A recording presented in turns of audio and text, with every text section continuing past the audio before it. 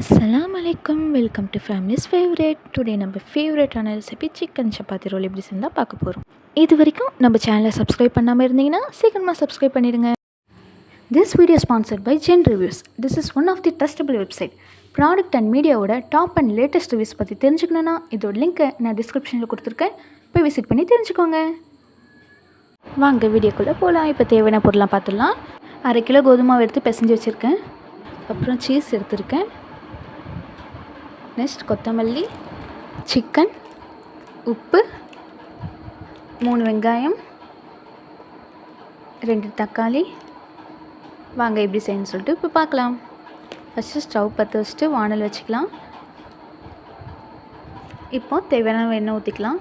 அப்புறம் 3 வெங்காயத்தை வந்து கட் பண்ணி வச்சுருக்கேன், அதை இப்போ நான் போட்டுக்கிறேன். போட்டு நல்லா வதக்கிக்கிறேன். இப்போது தேவையான அளவு உப்பு போட்டுக்கலாம். அதையும் போட்டு நல்லா வதக்கிக்கோங்க. வெங்காயம் கொஞ்சம் கலர் சேஞ்ச் ஆனதுக்கப்புறம் 1 டேபிள் ஸ்பூன் வந்து இஞ்சி பூண்டு பேஸ்ட் போட்டுக்கலாம். இஞ்சி பூண்டு பேஸ்ட் வாசனை போனதுக்கப்புறம் நம்ம மசாலா ஆட் பண்ணிக்கலாம். ஃபஸ்ட்டு 1 டீஸ்பூன் மஞ்சள் போட்டுக்கோங்க. நெக்ஸ்ட்டு 2 டீஸ்பூன் வந்து மிளகாய் தூள் போட்டுக்கோங்க. நீங்கள் காரத்துக்கு ஏற்ற மாதிரி சேஞ்ச் பண்ணிக்கலாம். அப்புறம் 1 டீஸ்பூன் கரம் மசாலா, இதெல்லாம் போட்டு நல்லா வதக்கிக்கோங்க. கொஞ்சம் மசாலா வாசனை போனதுக்கப்புறம் நம்ம தக்காளி ஆட் பண்ணிக்கலாம். இப்போ 2 தக்காளி ஆட் பண்ணிக்கலாம். அதையும் போட்டு நல்லா வதக்கிக்கோங்க.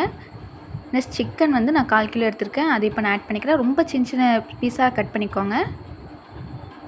நல்லா மிக்ஸ் பண்ணிக்கோங்க. இது கொஞ்ச நேரம் மூடி வச்சிடலாம். மூடி வச்சதுக்கப்புறம் சிக்கன் தண்ணி கொஞ்சம் பிரியும். அந்த ஸ்டேஜில் வந்து சீஸ் ஆட் பண்ணிக்கலாம். சீஸ் வந்து ஃபுல்லாக ஸ்ப்ரெட் ஆகிற வரைக்கும் நல்லா மிக்ஸ் பண்ணிவிடுங்க. இப்போ மசாலா ரெடி ஆகிடுச்சு. இந்த ஸ்டேஜில் வந்து நம்ம லாஸ்ட்டாக கொத்தமல்லி போட்டு இறக்கி வச்சிடலாம். இப்போது நான் கோதுமை மாவு வந்து ஏற்கனவே பிசைஞ்சு வச்சிட்டேன், அதுலேருந்து ஒரு உருண்டை எடுத்துக்கிறேன். அது இதை போல் நல்லா வளட்டிக்கோங்க. நீங்கள் பெருசாக வளட்டினாலும் ஓகே தான்.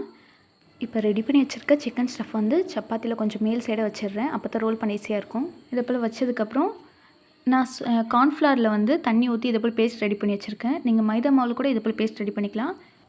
சப்போஸ் மைதா மாவு இல்லைன்னா நீங்கள் தண்ணி கூட 4 சைட்லேயும் அப்ளை பண்ணிக்கோங்க. இது போல் ஸ்டஃப் பிரியாமல் இந்த மாதிரி கூட ரோல் பண்ணிக்கலாம், இல்லை உங்கள் விஷ் தான். நெக்ஸ்ட் நான் தவாவில் வந்து எண்ணெய் ஊற்றிக்கிறேன். நான் ஆல்ரெடி ரெடி பண்ணி வச்ச சப்பாத்தி ரோலை வந்து தவாவில் வச்சிடுறேன். நீங்கள் கீ கூட அப்ளை பண்ணிக்கலாம். பட்டர் அப்ளை பண்ணால் இன்னும் சூப்பராகவே இருக்கும்.